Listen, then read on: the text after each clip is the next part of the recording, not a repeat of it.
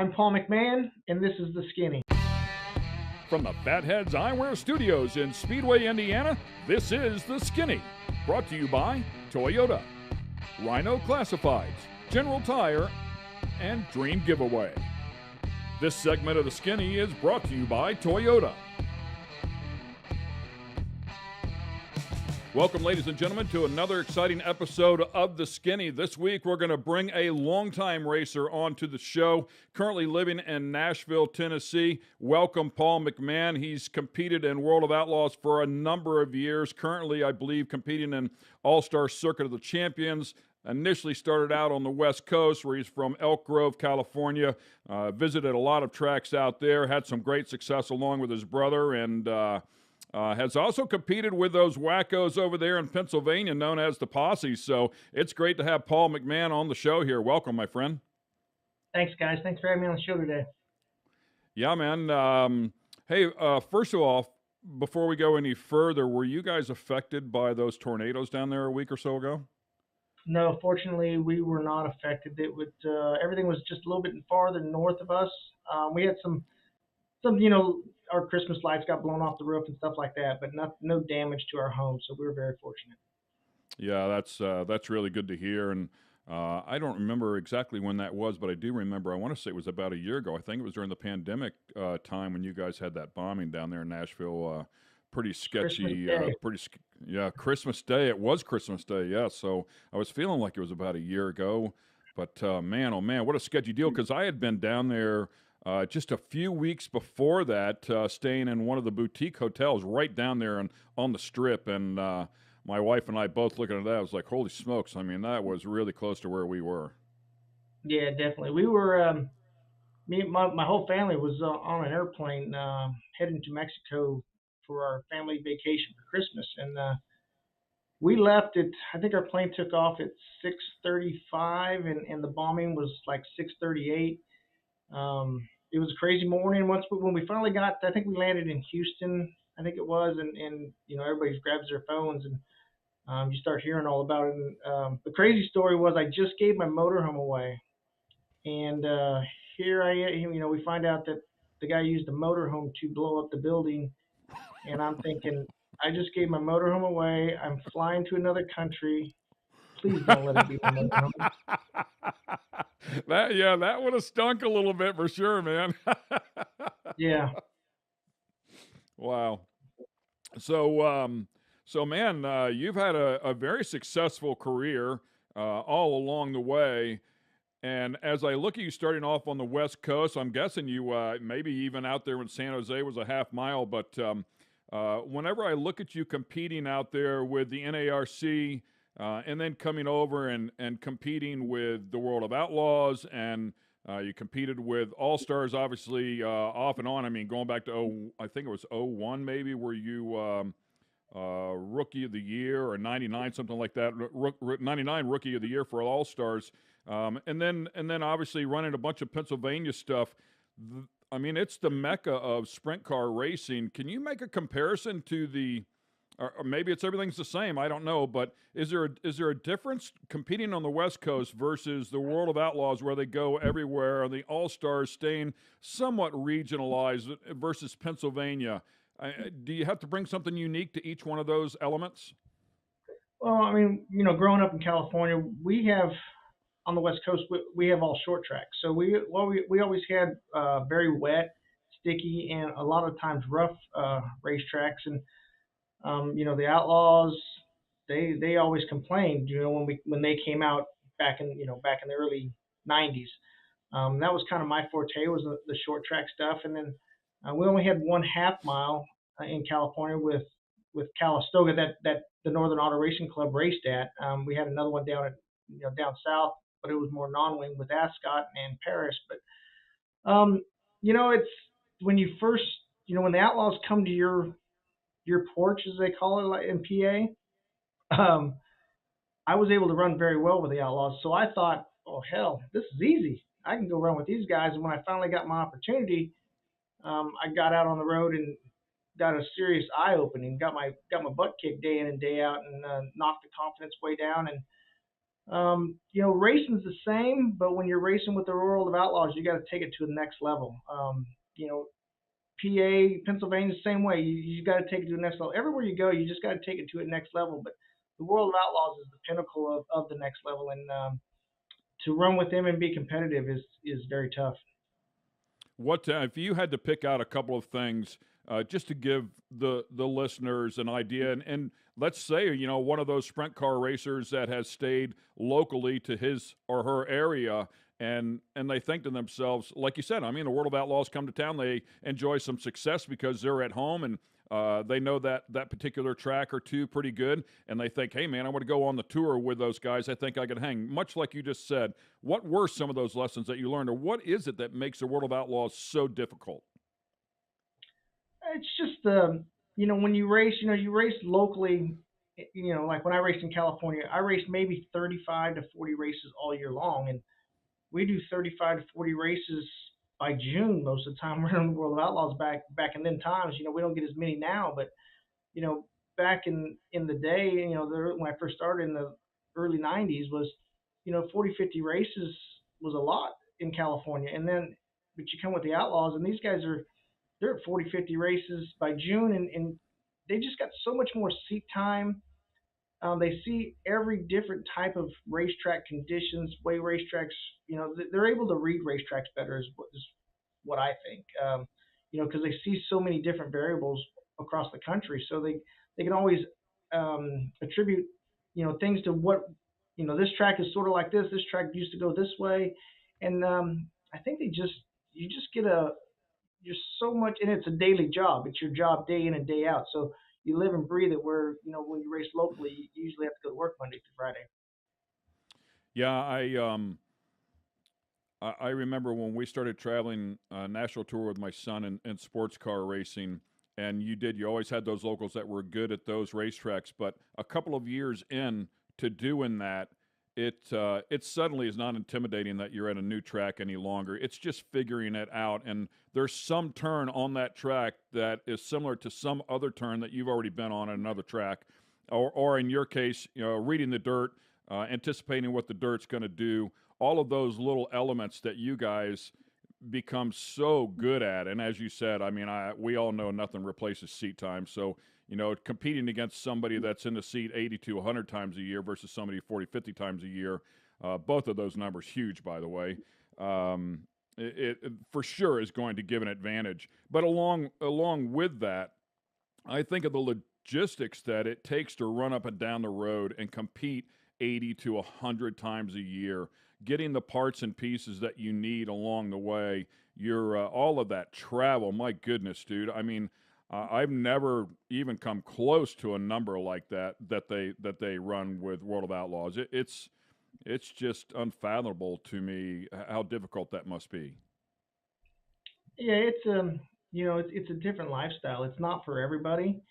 It's something that it's a passion you got to have, and it's a mentality you got to have.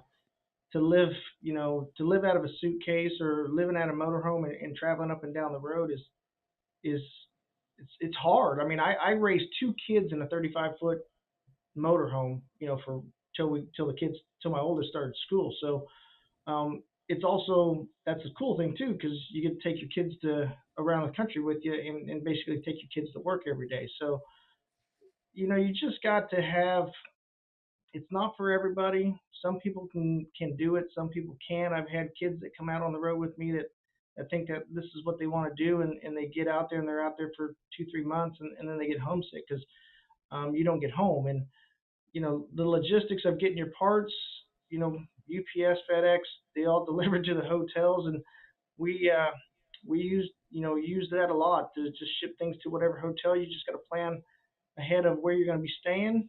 But in the same sense, that's what you're doing with your hotels all year long is making the logistics of making sure you had hotels in what part of the country.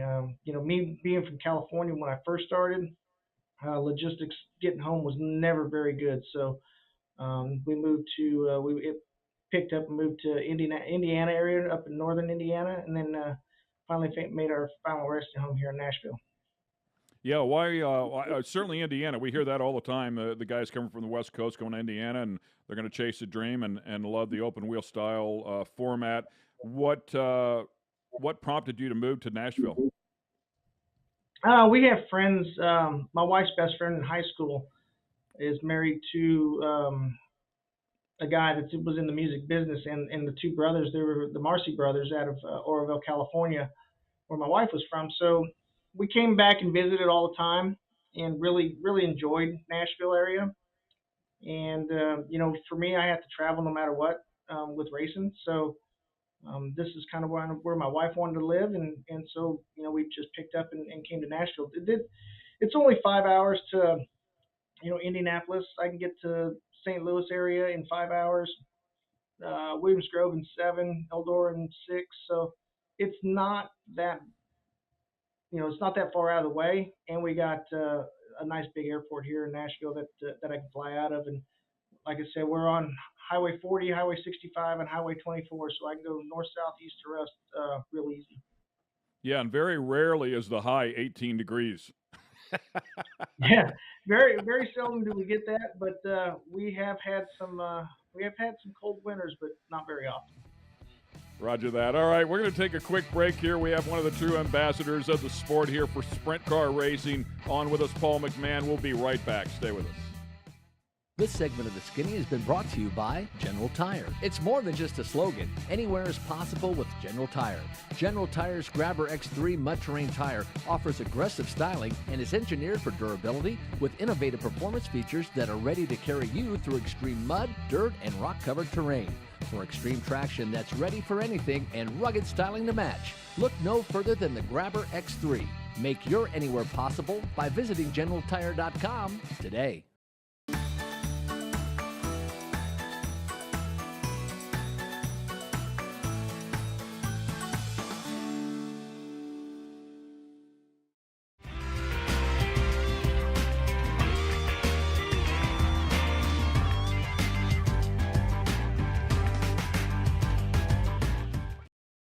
This segment of The Skinny is brought to you by Rhino Classifieds. Tired of all those ads and random stuff that shows up when you're looking to buy or sell your car parts? Rhino Classifieds was created just for you. Welcome to a streamlined buying and selling app created by racers for racers and race fans. Modified cars, classic cars, race cars, that special big block you need, the trailer to move your baby around the country in. We got you at rhino.co. Once again, welcome back to The Skinny. We have Paul McMahan on with us this year. He's been racing since the 90s, still chasing the dream here today. Has finished as high as third in the points in the World of Outlaws on a couple of different occasions. In fact, inside of the top 25 on the all-time win list with the World of Outlaws. And I might throw in there, you're still a couple ahead of Kyle Larson. So, I mean, there's something there, at 27 wins. Yeah, but Kyle did his in 2 years. That's only I did mine over a course of several. I know he is. He has certainly been spectacular, and we always knew he was pretty talented all along the way, of course. But man, the last couple of years, whew, talk about lighting a fire underneath somebody. It's been fun to watch for sure. It sure has. Yeah, I mean, and me and Kyle were actually from the same hometown there in Elk Grove, California. He gives me a bunch of crap because everybody says, when they announce everything, I'm from Nashville, Tennessee, and he busts my balls pretty good about being, you're from Elk Grove, and I just keep telling him that's one thing I didn't want to take away from him. Yeah, that's kind of you. So, so you also spent a lot of time with your son Braden. Do you see him getting behind the wheel here anytime soon, full time? You still going to chase this dream full time going into 2022? By the way, I failed to mention at the top of the show, and I should have. How are you feeling after your incident at Knoxville? I'm better. I'm not 100% yet. My head's still, I mean, standing up, doing things, concentration. I'm pretty good at. I stutter a little bit more than I did before. I just can't. I can't. When I think I know what I want to say, but I can't put it all in words at the same time. So it takes me a minute to do that. But I'm pretty good. I just had surgery on my hand from when I got caught in the steering wheel there at Knoxville, and a few other little things that I needed fixed. So I got it all fixed in one shot. But I'm doing okay. I'm 51. I've banged my head a few times, so I don't know if I'll ever be right, but I'm doing all right. Yeah, well, I mean, I suffer from everything you just mentioned right there, and I don't remember banging my head anywhere in particular. So I really struggle putting words together. It's not good in my occupation. um, so what is the dream going forward? Do you see yourself back in the seat full time or part time, or Uh, are you going to lay off a little bit? What's the plan? yeah, I haven't really. I mean, I definitely not going to be back in the seat full time. That's something I tried to do away with last year, and it just didn't work out. And we were going to do a two-car team with CJB Motorsports, and Brent Marks was going to run the full All-Star deal, and I was going to run about 40 to 50 races. And then Brent had his deal and went on to start back to his own team, and that kind of propelled me into running the All Star Circuit of Champions again last year, and something that I really didn't want to do, something my crew chief and Barry Jackson didn't really want to do. The crew guys didn't want to do. Nobody wanted to do it, but it was the right thing to do for Chad Clemens and CJB Motorsports, and because they they made an obligation to the All Star Circuit of Champions and Tony Stewart, so to have a car out there, so it was the right thing to do to put me back in the five and go run the whole All Star deal. But definitely not something I want to do, full time again. I'm getting a little too old to be up and down the road. I enjoy being at home, so I'd like to do some 30 40 races, but I also got to make sure my health is correct before I strap back in to do a whole lot of racing. Yeah, I read along the way, and you traveled or you chased that World of Outlaw dream for a while, and we've talked about how many shows that is a year, and you admitted that you were burnt out on the process, and it does grind you down, and at the point that it no longer becomes fun, it must be difficult even to accept that, to know that how excited you were. I'm sure on day one when you were able to say, "Hey, man, I'm going to make this commitment. I'm going to chase this all year long," and it's a true dream come true. And then to be in it and chase it for long enough that you're burnt out, to finally sit back and look and say, "Man, I just don't know if this is what I want to do anymore." That's got to be a big moment in your life. Yeah, it was definitely difficult. Finally came to that. I finally had that mentality back in 2017. I wasn't having fun. We were running on the World of Outlaws, and my owner was hurting for a little bit of money. Was kind of strapped for cash, and it wasn't financially broke. It was just not racing rich. So in motorsports, you got to be racing rich to be out on the outlaw deal. So I came to the conclusion about, I don't know, it was about September 17, and I wasn't having fun, and the owner still wanted me to keep going, and but if I kept going, the owner was going to be out of business, and I didn't want to be that guy to put an owner out of business. So we worked some things out with some younger kids that had sponsorship behind them, and was able to keep the owner into the sport for a few more years until he finally just his fund meter was pegged, and decided to sell everything also. But yeah, I mean, after a while, it just, like I always told my wife, when this became a job, like it felt like a job, like getting up and going to work every day, I didn't want to do it no more. So I just finally said that was enough for me, and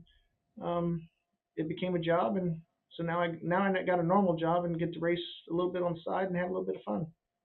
I was actually going to ask you. You said you're at work. So what is the day job?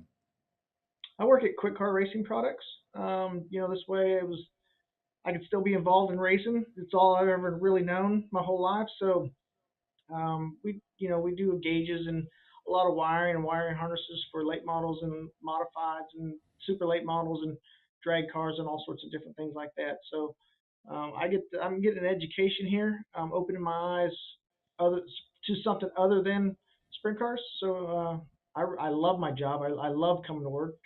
Never thought I'd say working 40 hours a week is something I'd love to do, but I actually enjoy coming to work and doing things that are new to me. Yeah, it's not bad to be able to go home on a Friday and enjoy a glass of wine or something with your wife either. That's a Yeah, pretty nice exactly. gig once in a while. Yes, sir. so Yes, you sir. I've really enjoyed being home. so you said you've been involved in racing all your life. It's all you really know. Let's go back to the beginning because I know your mother was, I believe she was secretary of NARC back in the day, back in the '90s. But even previous to that, what was your first exposure to racing? What got you here?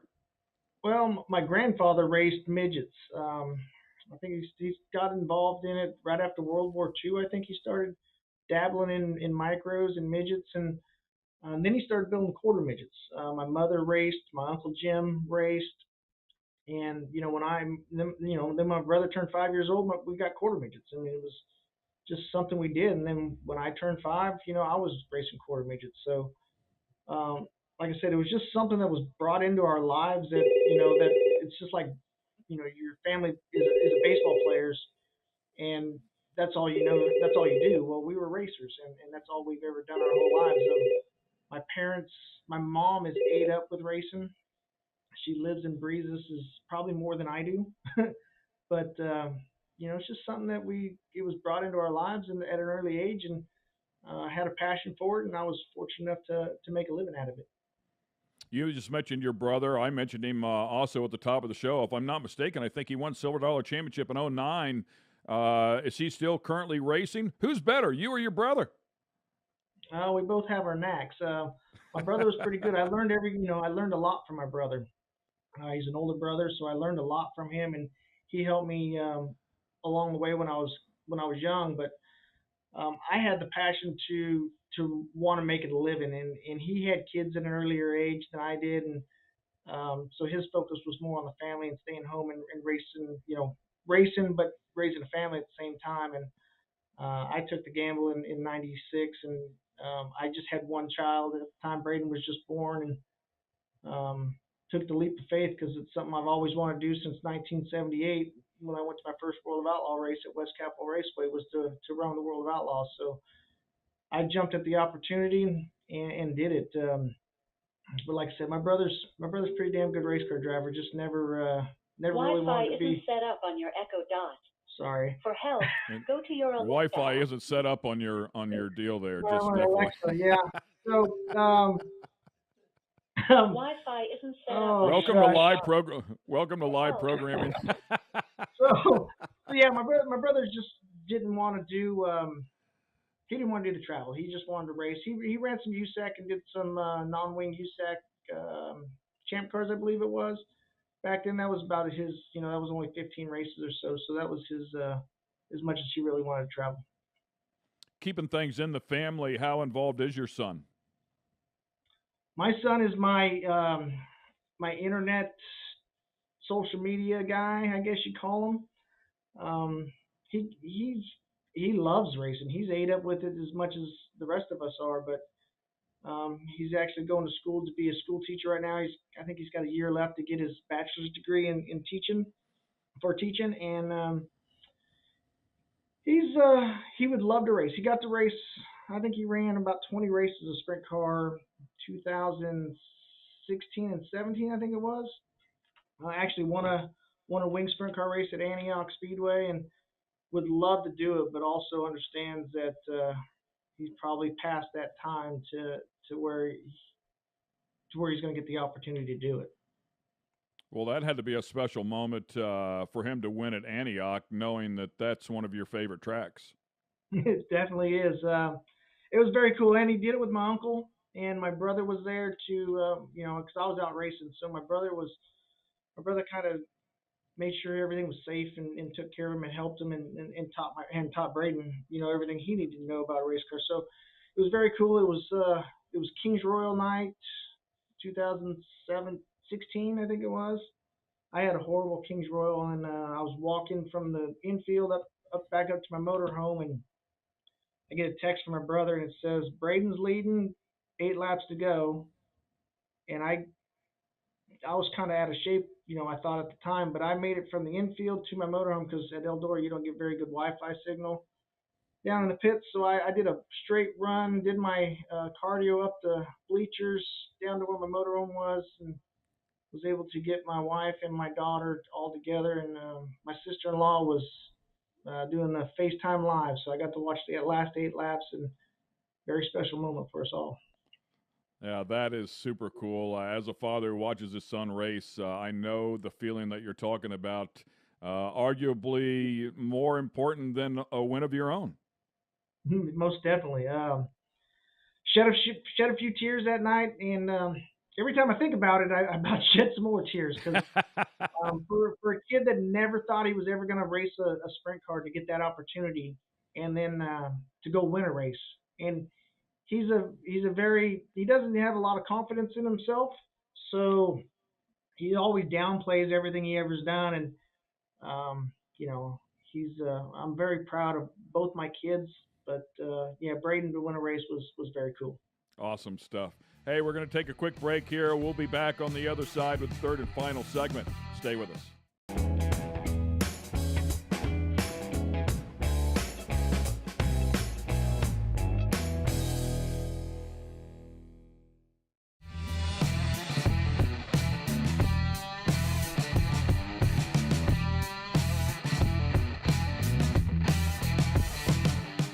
This segment of The Skinny is brought to you by Dream Giveaway. Dream Giveaway has been giving away high-end American muscle cars to raise money for charity since 2007.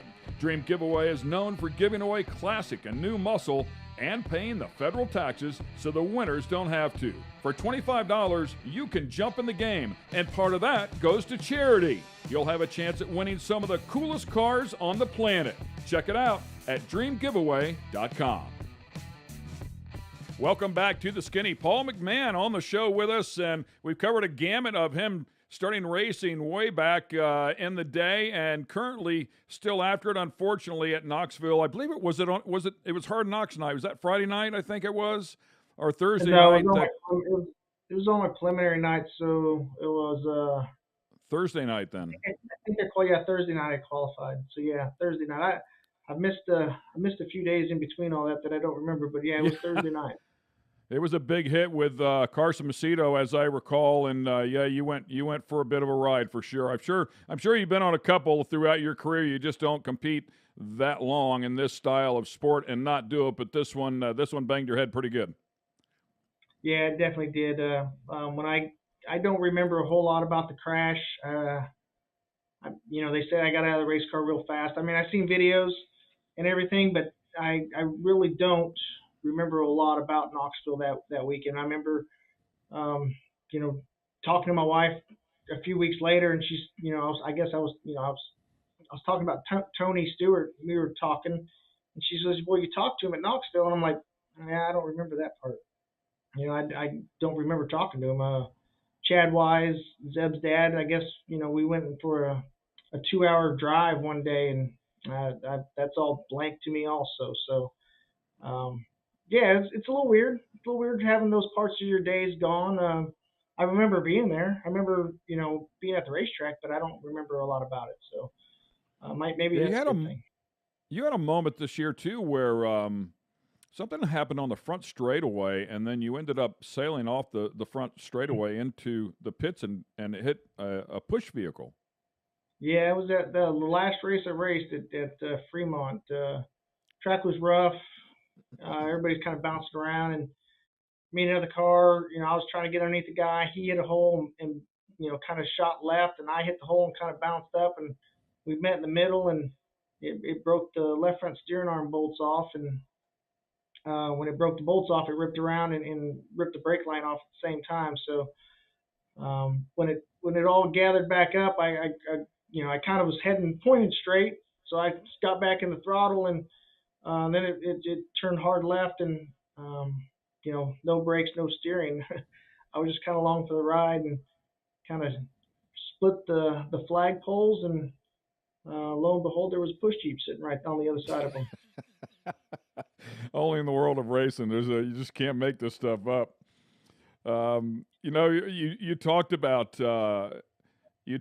chasing all this stuff on the road and how difficult it is, and I remember my dad racing when I was a young kid, and I remember all the stories. They would take the cars apart. He was in karts, so they'd take karts apart and they'd bring engines inside the hotel room, and transmissions were rebuilt in the bathtub, and the stories Yeah. go on and on and on. And you guys kind of still live in that world, and I bring it up because I think a lot of people don't understand it. I mean, I live here in Brownsburg, and it's not uncommon to see Casey Kane's hauler inside of the hotel parking lot, and those guys with all the cars unloaded, cleaning everything up, making whatever repairs it has to be, and boom, load it back up and take off again. I think a lot of people envision you guys having this big, beautiful, fancy shop, but that's not the real world, is it?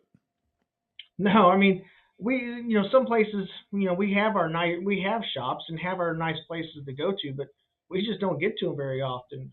So, yeah, I spent many days there on the corner at the Comfort Inn Suites there in Brownsburg, right behind the Walmart, at making that our shop for weeks at a time. So, yeah, we do that everywhere. That's the nice thing about our sport is we're very accessible to people. So they get to see our race cars day in and day out for the most part in hotel parking lots. I mean, we've used hotel parking lots, we've used Walmart parking lots. If it's raining, we've used the car wash as cover to wash our car and then do our maintenance there because no one's gonna be washing their car in the rain. So yeah, we do some odd stuff and we got to do whatever we got to do to get maintenance ready, get the cars ready for the next day. Yeah, that's exactly what I was going to say. Is that you do whatever it is you have to do because, as they say, the show goes on, and if you're chasing points, I mean, there's no excuses. So it's just getting it done, and I think it's such a valuable lesson. You said you had some kids that join you on the road. I'm sure that's happened all along your career, but to teach those young people those valuable lessons of just how hard you guys work to achieve the goals that you want to achieve is a lesson that they could not learn anywhere else. No, and most definitely, it's something that was I wanted to do back when I was young. That's all I wanted to do was work on my dad's race cars, and when my brother was racing, and I was not able to do that. I wasn't. I mean, not that I wasn't able. They just wouldn't let me do it because my dad had a partner at the time. So the partner did all the work himself. So when I finally got the opportunity to start working, other people let me do things at the races for them, mount tires and whatnot. I took advantage of it and listened and learned and got to learn from some great mechanics and like Dick Gillespie and Kenny Woodruff. And then I finally one day I said I got to learn more. So I went out on the road with Johnny Herrera to run the World of Outlaws back in 1990. Uh, I just got my first ride that wasn't a family owned race car and quit it to go race with Johnny. And probably the best thing I ever did because I met a lot of great people, but I learned so much from Johnny, from Dick Gillespie, from Kenny Woodruff, Scott Gherkin, just all these guys that I got to hang out with day in and day out and listen and learn was priceless. Great stuff, man. Speaking of back in the 90s, and with this event just around the corner here, in fact, I think I just heard 364 entries for the Chili Bowl already. I could easily see this being a record year. And you have had some success here. I think your first appearance was 1996, but if I have it down right, 2001, you made the A and nearly finished in the top five, finished sixth, I think. So a pretty spectacular run there at the Chili Bowl. Talk to me about that event. Well, to be honest, my first event was 1996 at Chili Bowl. I did not know they had practice on back then. It was on Tuesday night. So my first midget experience, I drew my pill, never sat in one, never started one, and ran wings my whole life. So I got the green flag for hot laps in turn one, and I destroyed the guy's race car in turn three. I didn't even get a half a lap in. That was my first Chili Bowl experience. And then 5 years later, I was able to go back. Jerry Russell just built some midgets. Um, Rusty Kuntz was working on them. He built them for Lasowski and Tony Stewart. And Tony couldn't race because it was the first year they did qualifying at the Chili Bowl. So Jerry kept hounding me, and finally I really didn't want to go back because I literally hurt myself. And so finally I told Jerry I'd come do it. And didn't tell him the story about 1996. And by the time I got there for practice day, I think about 10 people already told Jerry that about my first experience at Chili Bowl. So Jerry was a little nervous, very very nervous, but and nobody wanted to work on the car. I mean, nobody. We had Beechler, Tracy Hines, Lasowski, and me was the 4 car team, and I was going on Friday night, and nobody really worried about me because during practice I was super slow and wasn't comfortable. And come qualifying night, I was second quick, ran fourth in the feature, and I was come Saturday, I was the only guy locked into the A main, and all of a sudden I had all sorts of workers on my race car. You got to earn it, right?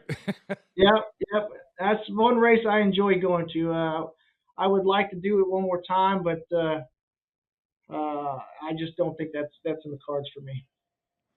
Yeah, it's funny too because you talked about your uncles and stuff, starting off and running midgets. So it's pretty cool because it seemed like that was in your background, but yet you didn't get in one right away. You went right to the sprint car area.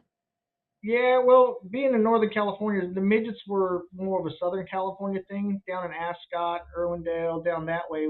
That was 6 hours from where I grew up in Elk Grove. So the only thing we had sprint cars on in Northern California. So and we didn't have you had quarter midgets and we had nothing in between. You had midgets and then sprint cars. I don't think we had like TQs were still Southern California. The BCRA was kind of hit and miss. It wasn't doing a whole lot of racing in Northern California, and then you had USAC down on the southern side. So it was just basically a no-brainer to go sprint car racing because it was really the only thing we really had that we could be at the racetrack within an hour and a half from home.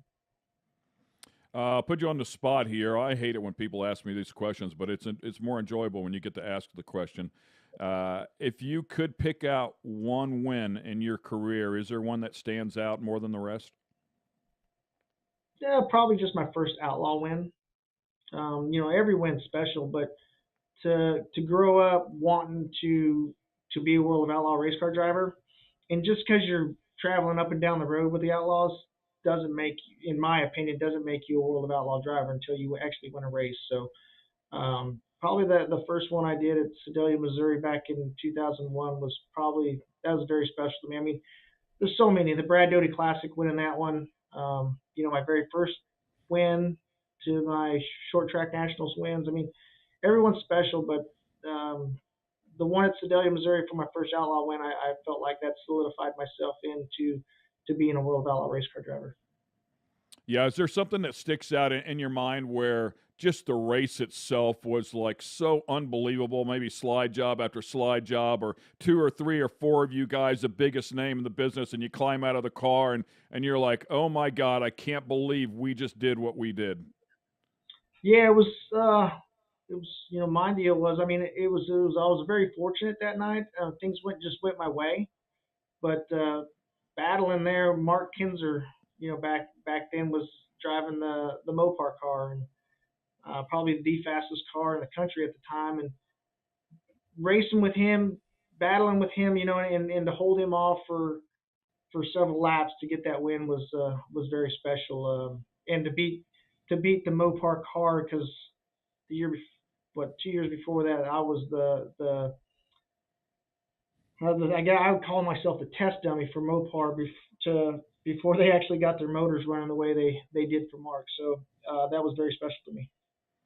Yeah, a little redemption there. I certainly understand it. When you take a look at your winning record with the World of Outlaws, I mean, you certainly your wins far surpass that number of 27 with the World of Outlaws. But when you look at that, does it make you smile as an accomplishment, or are you more along the lines, because you guys are so competitive, it seems like all of our brains kind of work the same way, but when you see that, hey man, okay, 27 wins, that's pretty awesome. And by the way, it is extremely awesome. I mean, there isn't a person on the planet in the world of racing that wouldn't acknowledge you as a badass wheelman. You don't win 27 World of Outlaw races and be a fluke. So certainly solid driver, no question about it. Not to mention the cars themselves are just monsters. But when you look at that, do you feel a sense of accomplishment, or do you look at it and say, man, compared to Kinzer or some of these other guys, that have an incredible amount of wins, I mean, I pale in comparison.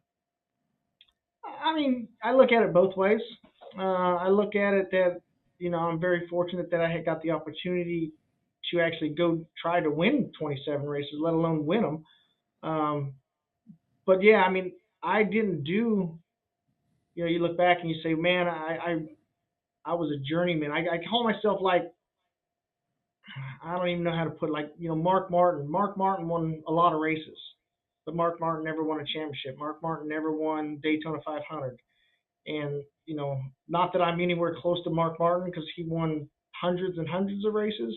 But I mean, that's the way I look at it is I've done pretty good in my career, but I can always, I'm just the guy that was fortunate enough to got the opportunity to go race because, like I tell all these kids nowadays, you better be humble because there's someone standing at the back door waiting to take your job.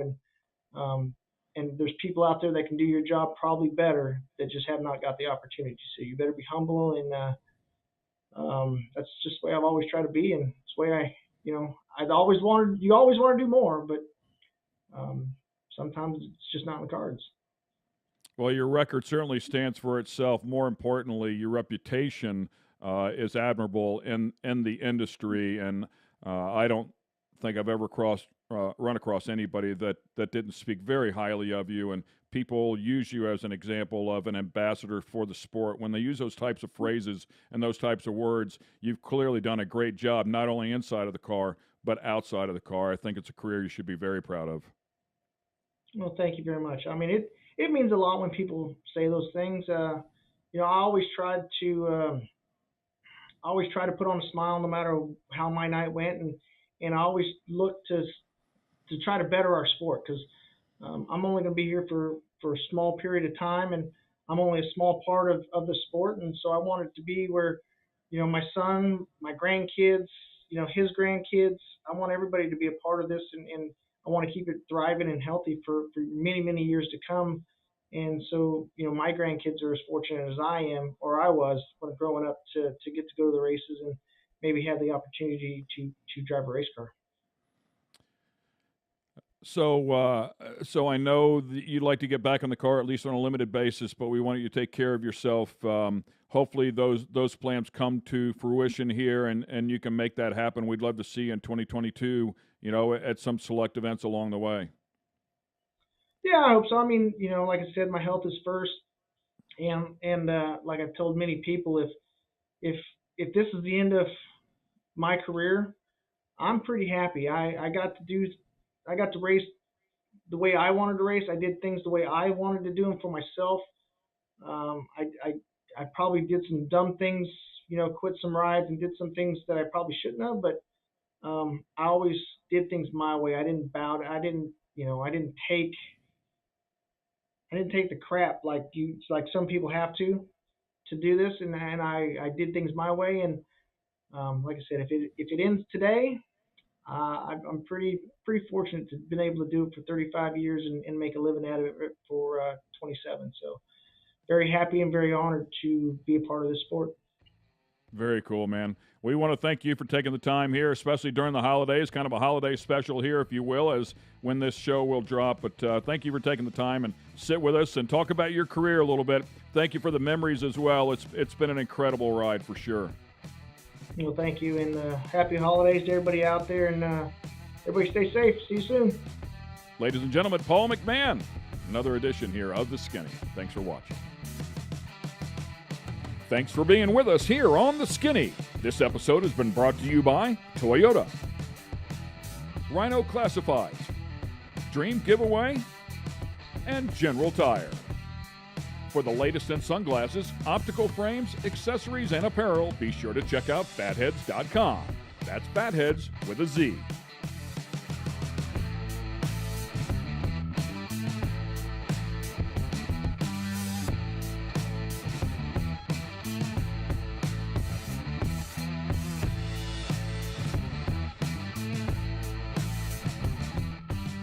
Production facilities provided by Fatheads Eyewear Studios. All rights reserved.